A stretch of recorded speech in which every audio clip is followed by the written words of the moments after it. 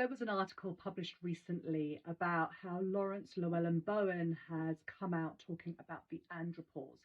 And I'd like to talk to you about that today. And in honour of Lawrence Llewellyn-Bowen, I've got my frilly sleeve shirt on. And if you don't know what that means, then in the 90s and noughties, Lawrence, I don't know, was it 90s or the noughties? I can't remember which one it was. But he was famously known in changing rooms for wearing lovely frilly shirts.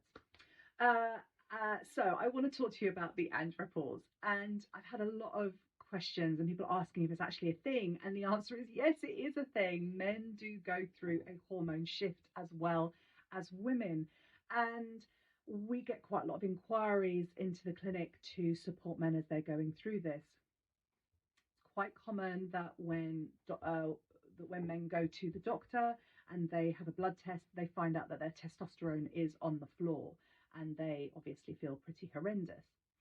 So I'm always interested that when a man has the testosterone therapy, that if they don't feel better, and it can often be that things like fatigue don't improve despite taking things like testosterone. And this is where, as always, I'm more interested in the why is it happening in the first place.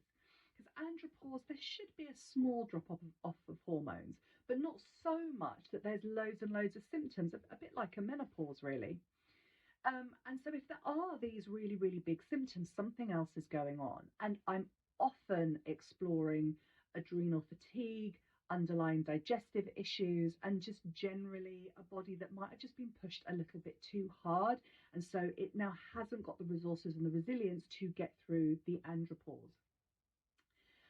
Testosterone can be really useful, but it's also not the answer for everyone, because sometimes we just need to do the work on repairing the gut, on diet changes, on calming down the adrenals, on basically putting some resilience back into the body, as opposed to just having the testosterone.